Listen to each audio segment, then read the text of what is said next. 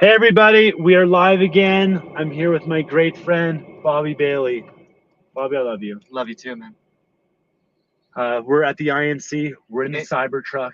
yeah, Independent National Convention. How we feeling? This truck is beautiful. I mean, I hope you're going to show up, those that are kind of watching this live stream, to check it out, to be a part of it. Anytime I see Kyle, he's got a vehicle. I don't know if this is just your karma, but like not just a normal vehicle. I drive like a Corolla.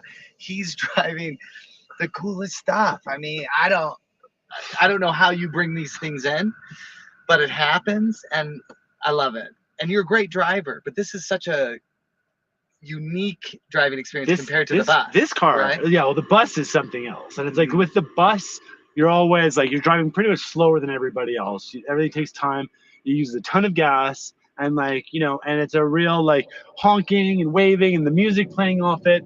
Whereas like this thing, I mean, Luxury. I like to drive too, and like this thing is a beast. Can It you just wants can to it handle rip. Oh my gosh, can it handle? We were up at in the 12. mountains? We were up at 12,000 feet in the mountains, and we were like driving downhill, like flying. It was incredible. Damien's telling me Yeah. I should go. We're I've gonna gotta go speak. 5 minutes. But I think it's running late. No, we're good. We're gonna do 5 minutes here, kind of talking about this, and just talking about, well, what do you want to discuss? Okay, so I mean the thing that's on my mind, because we're at the Independent National Yeah. Convention, there's like how many people? 300 people here? Oh, I think 500 probably people? 5 to 700. 500 should lowball it. We went to the DNC. There was a stadium full of people. So there's but America has a lot of independence. So there doesn't seem to be the strongest yet organizing force. And to me, that is our future a bit. Yeah. You Well, know, and I love this Oregon. conference too because it's like, or this, I wouldn't even call it a conference. It's like it's a container, Yeah. and it's like the right people are here. Like, there's lots of invitations, but like the right people are here. This is 3 days of like, of work, of discussions, of collisions, of collaborations, of explorations, and it's not like a USO show like the DNC and the RNC were, like, a big spectacle. Like this is like really kind of like foundational, and we're exploring like this shift and this emergent kind of independent movement. And I'm super grateful because it's because of the INC that I got involved with Bobby with the campaign entirely. After the INC last year, You went to the INC. I went to the INC. What drew you into that? My Gary LaChance and Julia Love Gary and wanted me to be LaChance. there, and so I Canada. made it there. I'm pretty sure Gary even like sponsored my ticket to be there. And after it was during the INC that Bobby announced he was going to be running for president. And then after, I was in the airport waiting to fly home, there was a huge storm, so I was delayed. So I pulled out my laptop, I got in Canva, and I made a "Make Earth Great Again" meme GIF. And That's when it started. And that GIF, I was in LA like a week later giving a fundraising talk at UCLA, and Of course you were. I showed somebody this GIF, and they're like, "Ha ha ha! This is great. Let me send this to Bobby and Amaryllis."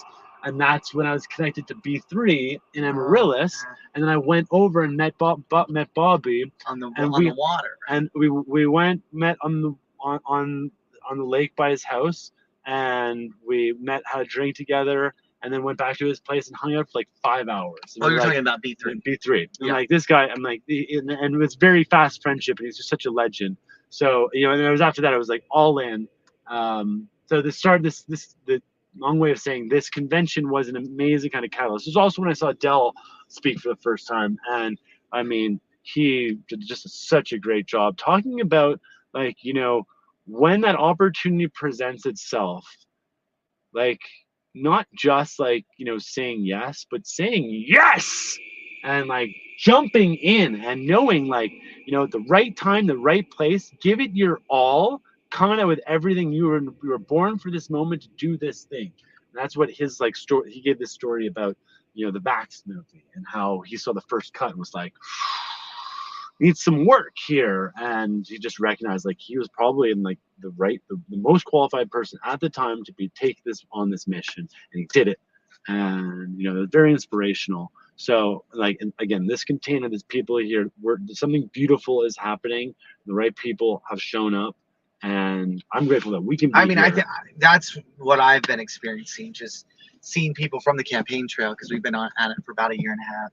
And so you've got a lot of friendships. I've got a lot of friendships here. So it's like I'm walking the halls and I'm saying hi, I'm hugging people.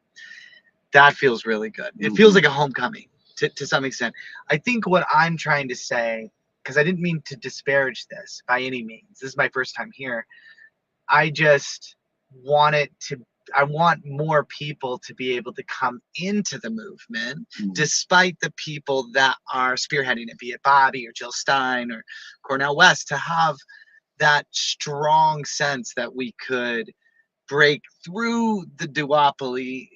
Feels like this might be where that catalyst happens, where it starts from. Yeah. And so Christopher Life has a vision of raising X amount of money to help get independents into Congress and Senate. Great. You know, we've got to be running campaigns. You know, that's and what I appreciate about your way of being is getting on the road, face to face, meeting people, showing people things. Well, I just went with whatever tools that we have at our disposal. Let's make some magic, baby. We have to do it. Let's make some magic. And like, you know, we got some upcoming things. We got the Rescue the Republic. Yes. You know, in DC, we're gonna lead the Caravan. We have the Cybertruck now. We have Chromeo the Cybertruck. That's what the name of this truck is. I like Chromeo. Yeah, I like Chromeo. It's Chrome. It's Chromeo.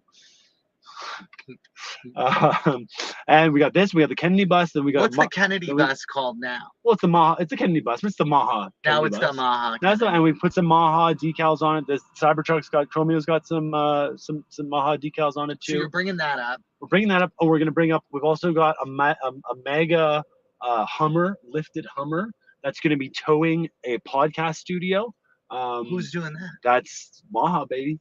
You're doing this? We're doing this. Okay. Let's lead this caravan from Florida up to DC. Okay. We've got coming down from Chicago. We're gonna have, you know, a truck full of the new independent newspapers. Did you make the changes? We've got the new one. It's coming up. We got a deadline of Friday. It's coming. We're gonna have this green edition. How many are you doing? I'm thinking like, you know, minimum 10,000, goal 50,000 to distribute before the election. Well, my goal for distributing the totality for distribution before the election, I'm thinking 1 million, is like a real solid goal. 10 million is like my ultimate goal. Before November 5th. Before November 5th, yeah. Well, we need to open source the file as well. Open source the paper so anybody can go find the paper and print them, because you know they're low cost, they're high engagement, they're high mimetic value. It's an opportunity to go out there. It's a simple strategy. I'm calling it Operation Paperboy, where it's like, you know, you get the kids involved too. My kids, they love giving away stuff.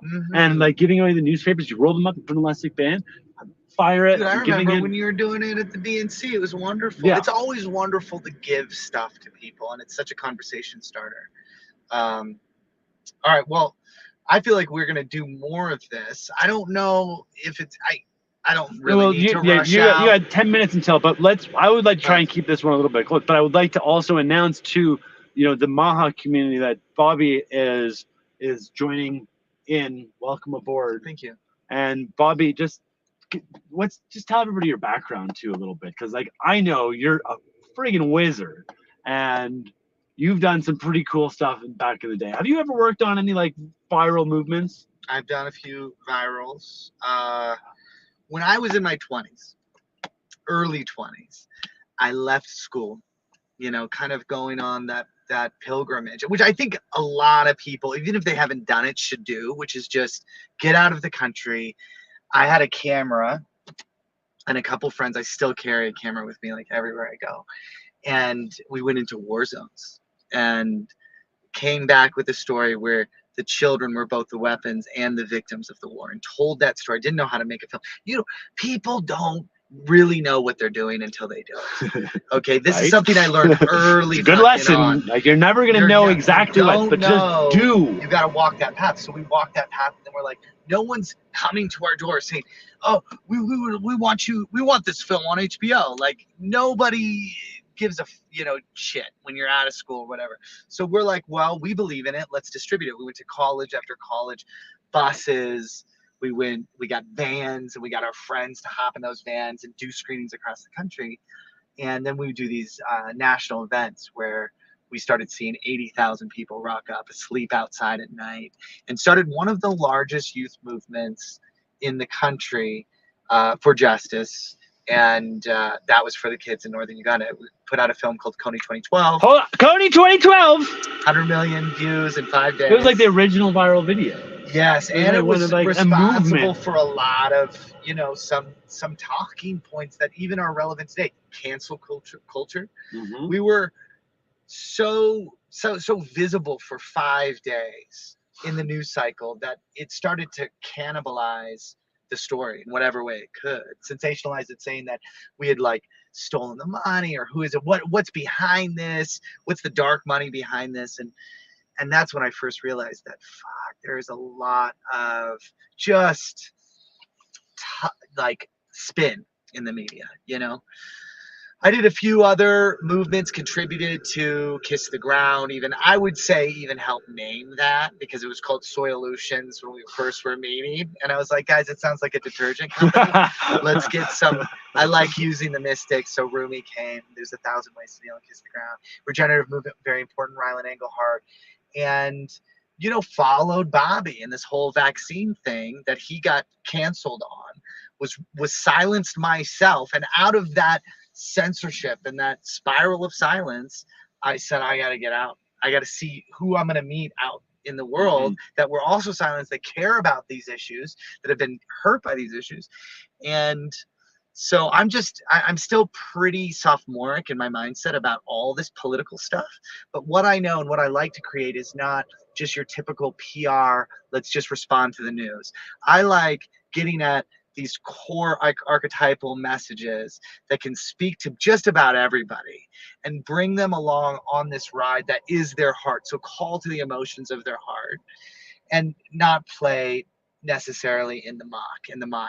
And that's what was so nice about the Kennedy campaign to some extent, because we had an independent so that could cut through just the polarization. When he started endorsing Trump, I mean, so many people started coming at me in ways that I hadn't experienced as much until then, just because the polarization was open again. No, exactly. And and a lot of people are deeply conditioned, hypnotized, programmed into this visceral reaction to just even the word Trump. So it's like, this is kind of the emergence. Like, recognize you might be checking the box that says Trump on the little ballot, but that does not define you. And that's just literally like this small micro action as part of a global systemic change is like, okay, like, let's just, like, we the people. And with Trump being like, the president candidate character versus Kamala, and it's, in my opinion, it's we the Matrix. It's I see actual people behind Bobby, behind Trump, of Bobby, Tulsi, Elon, Joe Rogan, Weinstein, like, the list goes, Charles Eisenstein, like Bobby Bailey, so many great people behind him. And then I look at like Kamala and I see behind her, I don't see people. I see CNN, NBC, Lockheed Martin, Pfizer, Moderna, Halliburton, with Dick Cheney endorsing her. The neocons, like the industrial, big pharma, big government, big spending, like non-free speech, like censorship. It goes on and on and on. So this is the big thing. This is this meta that's going on, and it's not about Trump or Kamala. This is about we the people versus we the Matrix. What side do you stand on? I don't want to. I'm going to draw a line in the sand here. Here's the line in the sand. We the Matrix, blue pill. We give our energy into this fictitious simulation that's being brought to us by corporate profiteering interest and domination interest, or we the people, where we have open, honest discourse discussions about how we rein in a golden age for humanity. Because we are at that level. We need to break free of these nonsense doctrine myths that are holding us underneath this domination spell. And it feels like a micro action is voting for Trump on election day, but the macro action, the bigger thing, is this is a movement. This is about Maha. This is about making America healthy again, making America heroic again, making America happy again, making anyone happy again. So, well, and your colleague Damien feels so great to me because he is a bridge builder. Yeah. From what I've seen, you as well. I've seen you talk to so many people on any side of the fence, and being able to go into those conversations without feeling activated or triggered, you know? And like, I still have trouble with that. I'm like, but the truth is, for the country to change, it's going to be small miracle after miracle of heart to heart. And that's what I mean, like heart changing and opening. And storytelling, like we're going up against like the censorship media industrial complex too, where they're pushing it. It's like, we need independent media to rise, and more voices to be going out, like, and showing that, look, most people like really don't kind of jam with this corporocratic doctrine, and want to participate in the change, be the change. When I went to the DNC, because I was a Democrat. No longer. I went to an art show that my friend Yossi Sargent did, and one thing that Democrats do is they always lead with that cultural campaign. It seems like, they bring in the cultural influence. They really lean into that. And I mean, I kind of see through it. It feels a little bit calcified, at least when I was experiencing it, just because I'd experienced it so much over the years, and it just kind of the same stuff keeps coming up. And I'm like, there are other issues, but we need to have, and you've always embraced this as well, just the art, the music, the culture, the connection. That's a movement. Showing up, a tent pole, like actually building a tent that people can sit under, have an experience, bringing out the band, bringing out the connection. It's just, we're here so much. You're watching this here, and it's like, I think your vision still stands. There needs to be movements across the country with the RVs, and I hope to contribute to that with media and drawing people into that. But then also maybe constructing it a little bit more, because these creative ways, I mean, there's no reason why we couldn't have a database of, 40, 50 million people that are independents and wanting to show up. So that's what and we need to make this we need to make it fun and interactive and engaging, and the lessons, our whole lives have been spent getting us to this point. And I feel like with that story about Dell, it's like we are placed this moment in time and the most qualified people to be doing exactly what we are doing. And let's go. I mean, I'm like blessed to be here. 2 o'clock. Do you think I gotta go?